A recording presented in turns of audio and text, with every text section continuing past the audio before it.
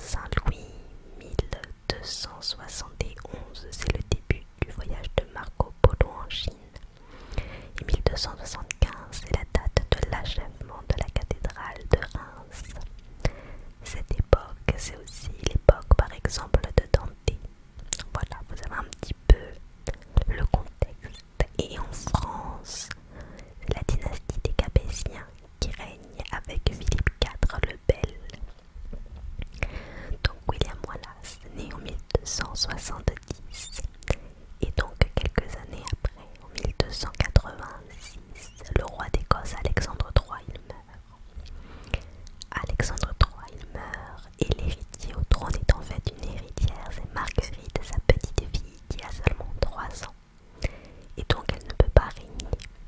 Comme elle ne peut pas régner en Écosse quand il y a ce genre de cas et quand les régents ne peuvent pas régner pour un tas de raisons, il y a ce qu'on appelle les gardiens de l'Écosse, donc plusieurs personnes qui se font appeler donc les gardiens de l'Écosse et qui vont être au pouvoir et prendre des décisions en attendant.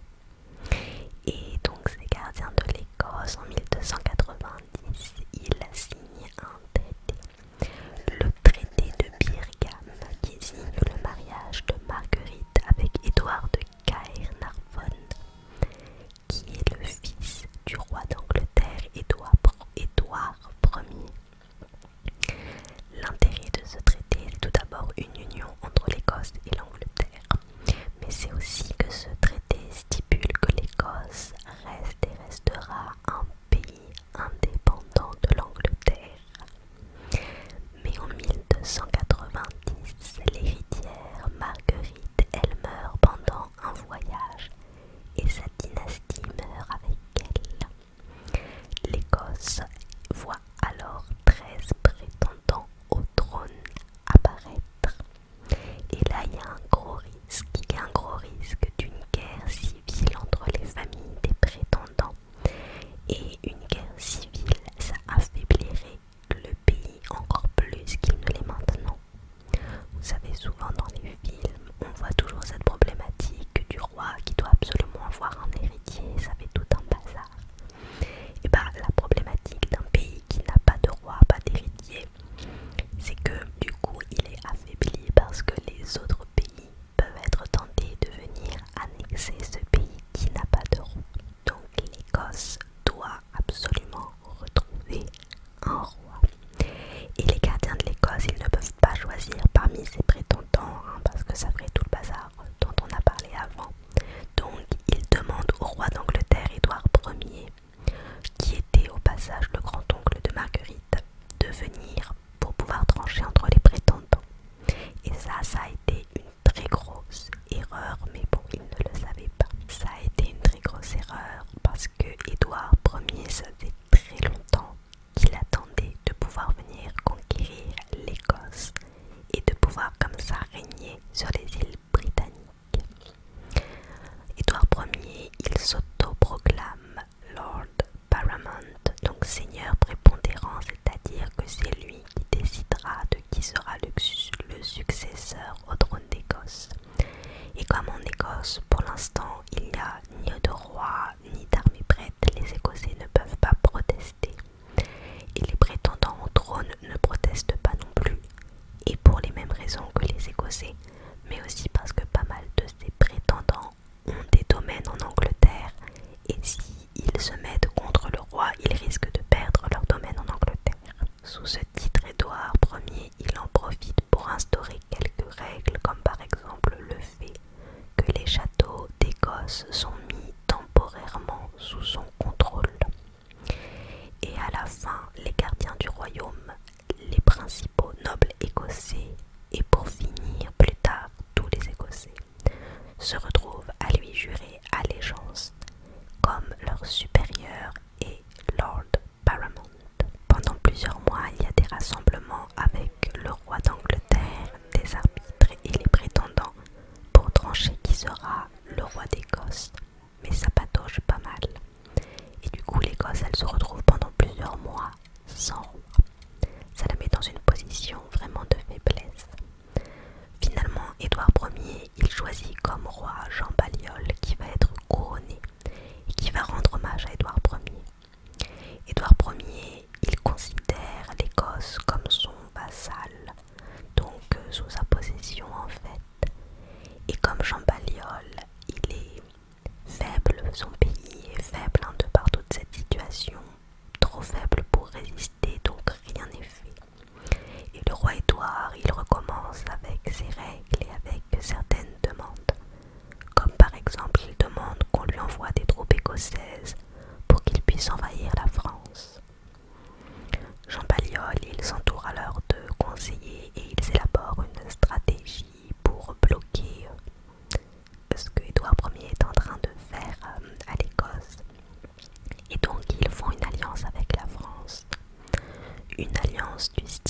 si jamais l'Angleterre attaque la France, l'Écosse attaque l'Angleterre et les Français viennent aider l'Écosse.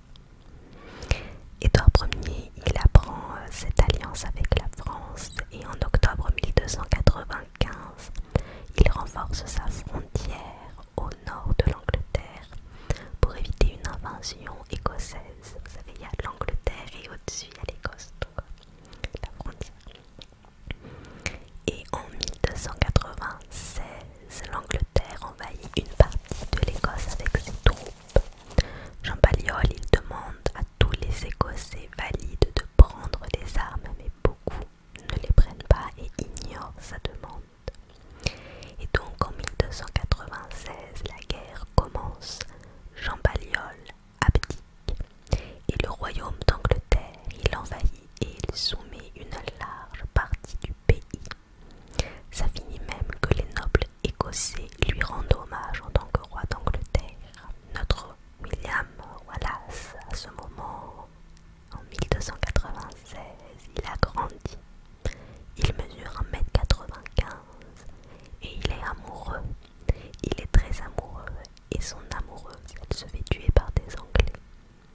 Alors William Wallace, il va dans un endroit annexé par les Anglais et il tue William Ezelric, qui est un shérif anglais de Lanark, pour se venger.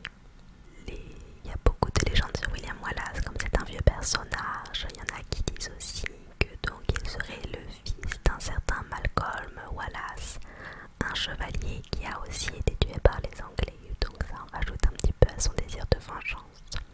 Quoi qu'il en soit, après avoir tué ce shérif anglais, William Wallace il est considéré comme étant hors la loi et donc il part se cacher dans les bois. Mais le fait qu'il ait tué ce shérif, ça se sait, la rumeur se répand à certains endroits de l'Écosse et 30 hommes vont le rejoindre. Et avec ces 30 hommes, ils vont massacrer la garnison anglaise de Lanark. Je ne sais pas s'ils le savaient déjà à ce moment-là, mais ça lance le début de la rébellion écossaise contre l'occupation anglaise. Petit à petit, le fait qu'ils aient fait ça, ça se répand aussi et encore plus, et des grands seigneurs d'Écosse vont les rejoindre. Et ensemble, ils participent tous à la bataille de Stirling le 11 septembre 1297. Cette bataille, elle est connue et importante dans cette période parce qu'en fait, c'est une bataille donc qui oppose Wallace et ses hommes contre les Anglais. Et le truc, c'est que les Anglais, ils étaient beaucoup mieux positionnés que les Écossais. Ils étaient beaucoup plus nombreux. Au niveau des chiffres, les Anglais, ils avaient 6350 fantassins et 330 chevaliers. Alors que les Écossais, ils avaient 2300 fantassins avec des lances et 180 cavaliers écossais. Et pourtant, les Anglais, ils ont subi une défaite incroyable et ils ont perdu 3000 hommes et plus de 100 chevaliers. Les Écossais, ils ont gagné haut la main. Après cette grande victoire, vous vous doutez qu'il est encore plus connu. Son nom commence à se répandre un petit peu partout et des seigneurs de grandes villes écossaises comme Aberdeen, Dundee, Perth, Édimbourg leur ouvrent la porte.